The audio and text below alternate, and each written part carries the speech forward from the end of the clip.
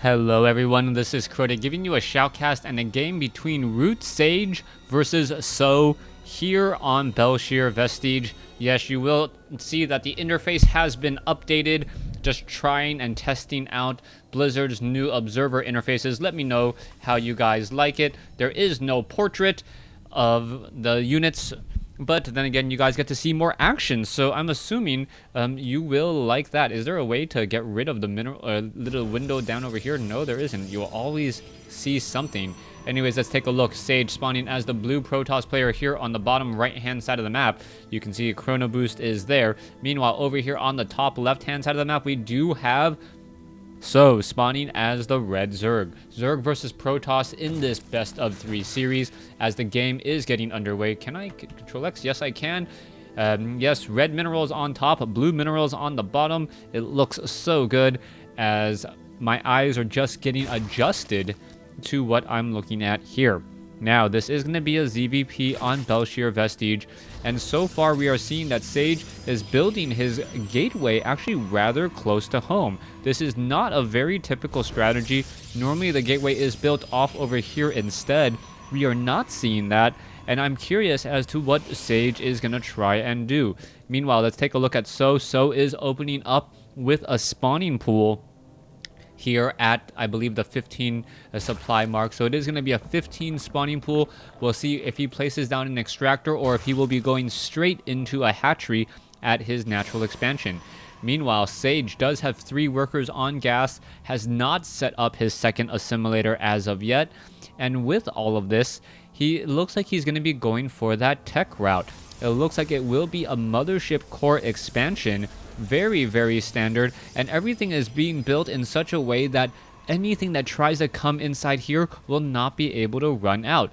Very, very interesting build if you are prone to, say, Zergling harassment. The only downside to this, these probes also have no way to escape, and if there is a Baneling carpet bombing, which is a strategy that has been phased out recently, then it could destroy a lot of the probes since they really don't have anywhere to run to. Running out would either be in this direction here or this direction here. Overlords could get there in a hurry and then absolutely destroy it. We are now looking at a Nexus now coming into play. My apologies for the slight lag in the game. The reason why you see that lag, well, it's because this replay is old. I did use the unit preloader to make sure that everything was, all the graphics were preloaded, but StarCraft had to shut down and restart, and with that, I believe all of the images and all the animations are now being reloaded once again. Pylon going to get destroyed, and Sage is in a weird situation here. He needs to cancel this. Yes, there it goes. Cancels at 75 minerals being refunded. 25 lost forever as this probe is now making its way around. Mothership core now being brought over. Mothership core will be able to shoot down those Zerglings, and we can see that So does not like what he sees and is going to decide to back off instead as the Mothership core here. Oh, is it going to do a little bit of poking? No, the Mothership core not being baited at all. We are seeing 2 bases to 2. Cybernetics core is now down with that warp gate tech nearing completion. About another 30 seconds or so, we can see gateways being added, and this has to be a concern for So. Sage sees 3 additional gateways being thrown down, and this is what I say the all-important third building for Protoss. When you are actually adding this front door here, Sage has a very, very strong front door. It will be difficult to take down. However, he also allows So to not have to scout him, and by not having to scout him, he knows that he needs to be playing a little bit more defensively unless this is all a simple farce. One Zergling may be able to run inside right there. My apologies again, really don't know what's going on here with my PC, as we can see that the sentry will get sniped down here in just a moment. Down, oh nope, the sentry should be able to snipe down, but instead the Zergling gonna start running laps around the inside. The sentry trying to chase here and taking the long way round.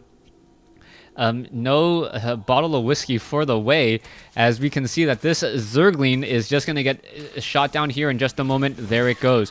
So far, we can see that the Stalkers are going after some Overlords. Are we going to perhaps see a Time Warp in order to try and save this, or even a recall? You can see, oh, the poor, oh, Stalker still gets taken down.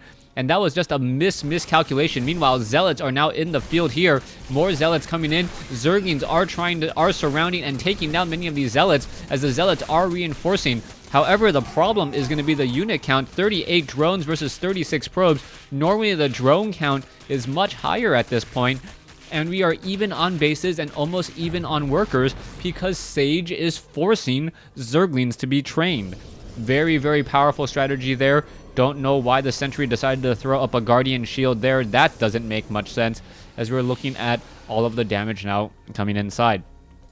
Alright, I guess I will have to rely on my massive memory of all game stats as I can no longer see how much damage a Zealot does. I have to just simply remember that it does 8 times 2 with +1 damage for every side blade on those upgrades. Meanwhile, what is this? A proxy pylon hitting right under the nose, just outside of sight range, and this could be huge. Are we going to see another round of warp-ins coming in? That could be coming in just a moment. That warp gate tech currently on cooldown. Let's wait for it. And we could see another unit as the production tab is going into an oracle and the void rays are being added. So 4 gates with void rays. These Zealots are just warping in here, and now we may see a round of stalkers come in behind this to round out the rest of the group. Are we going to be seeing that? That is the key point. We still do not have weapons upgrades as the Zealots are now rushing into this location. Are we going to see a cancellation? The prismatic alignment should be going. There it goes. Prismatic alignment now dealing a whole bunch of damage here as all of those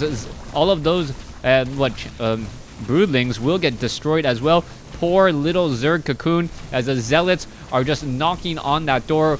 Mothership core has arrived. We can see a recall may be in order to get the heck out of there as the Zealots and the probe are still warping in. This is going to be a huge play as one Overlord will get shot down here. So far, let's see what's going to be happening. Zealots now trying to engage. Oh, no force field. Prismatic alignment as the Void Ray and everyone goes back home. Sage, is he going to cancel that pylon? No, he is not. Losing that there. Meanwhile, back over here, the Oracle was able to get off 5 kills before he has been forced to run back. Units lost 31 versus 9.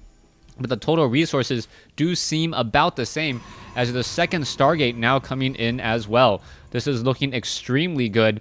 Sage versus So.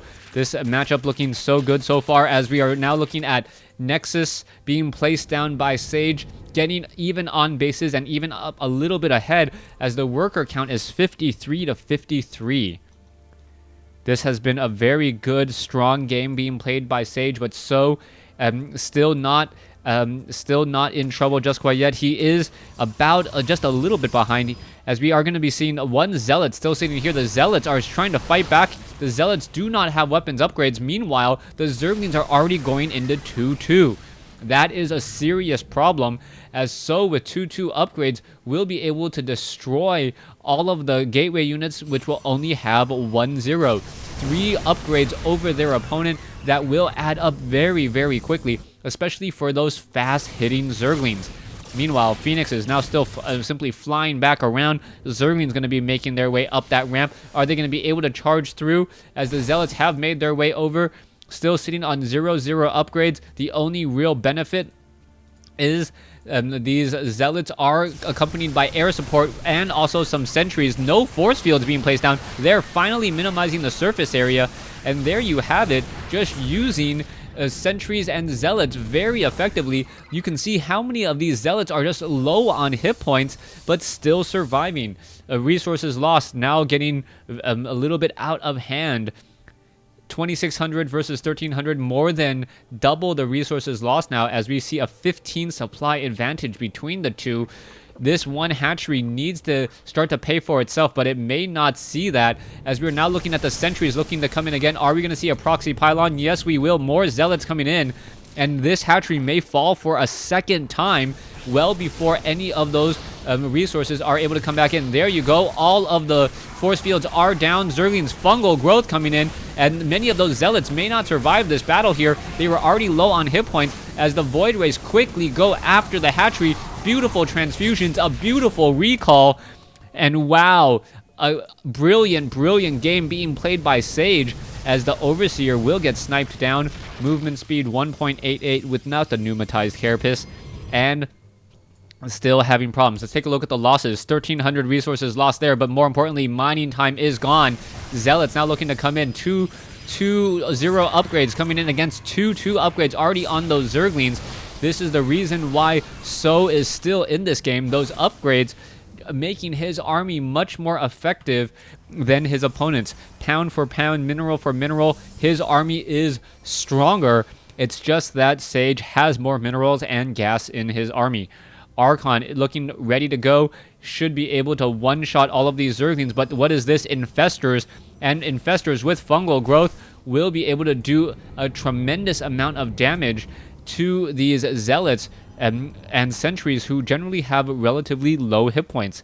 Infestors now just slithering around as we see a double expand coming in from So. He realizes he needs a drastic move in order to get back in this game. Now, at this stage, So is very much behind the 8 ball. He needs to execute whatever his attack is perfectly just to get back even. Now, Sage is looking, he is going to be able to scout out his opponent here. He's going to try and take down this hatchery. As you can see, there is plenty of Infestors. The Infestors are going to be able to destroy many of these Zealots rather easily. You can see that the Zealots are now getting back up to full shields. There you go, coming in to engage. But what is going to be happening here? The Zealots are now trying to engage, and are we going to perhaps see some fungal growth? There is some Guardian Shield up there, and this was a very smart move by So, only engaging with a handful of infestors at a time, or Zealots at a time, making sure that the Zealots did not all get clumped up. Now we see the infested Terrans, a mere shadow of their former selves, though, as they do not benefit from weapons upgrades any longer. Void Rays coming in to engage, Zealots trying to clean up, Sage doing a good job, but he is going to lose this hatchery and perhaps lose this game here as the Zealots are now finishing up all of these Infestors. Roach is finally joining the party, but Sage with prismatic alignment on those Void Rays, as soon as the cooldown is ready to go, those Void Rays will rip through all of those Roaches in a matter of seconds. You can see that those Roaches are trying to make their way through. Poor Sentry will get taken down there, but this air army is simply being too much. 6 Void Rays in the air, very strong, very effective, as they're going to now snipe a hatchery down for the 3rd time. Queens now making their way over. You can see a little bit of damage. There's the transfusions. Mothership Core may finally get taken down. No, it is going to be backing off again, as we're looking at all of these Zerglings simply going back home. The Queens very high on hit points, not having to really worry about much. Void Rays going after those Overlord. Oh, Overlord is going to get shot down. There it goes. As you can see, 2 Void Rays now making their way off to the north, perhaps to try and snipe a hatchery that still is not done. The rest of the units are heading back home. Not enough energy on all of those units on the Mothership Core there. But 3 Void Rays ready to come in and deal a lot of damage. And here we are, here we go. It is going to be coming in. And how much damage will it do? There you go. There's the prismatic alignment. So much damage. A quick snipe before the hatchery even had and stood a chance, as the Void Rays still hiding on the top right with no Mutalisks or Corruptors to try and challenge them. With all that is happening, Sage has now mounted himself up to a 70 supply lead, and I believe this fight will be the end. So losing all of these Infestors here, losing his Queens. You can see the Void Rays, Sage not even really caring, as there's the GG. Sage losing game one, or winning game 1, So losing game 1 here in this best of 3 series in a really well played game by Sage. Sage, by showing those 3 warp gates at the front door, kind of forced So to not expand. It's just basically saying, you know what, I'm about to punch you in the face. Are you going to put your hands up and block it, or are you going to go ahead and, I guess, try to make dinner, so to speak, and try and prepare yourself for a fight later on? He had to put his hands up. He was forced to train a lot more Zerglings early on, and by only training Zealots, which is a very cost-efficient unit early in the game, he was able to adjust. Every Zealot, every pair of Zerglings trained was a drone essentially lost. And that's how he got ahead. He kept the economic game even, was able to snipe down the hatchery a number of times, get up his third, and then just press his advantage as long as he could. Thanks for watching. Thanks for listening. Hope you guys enjoyed Game 1. Please stay tuned for Game 2.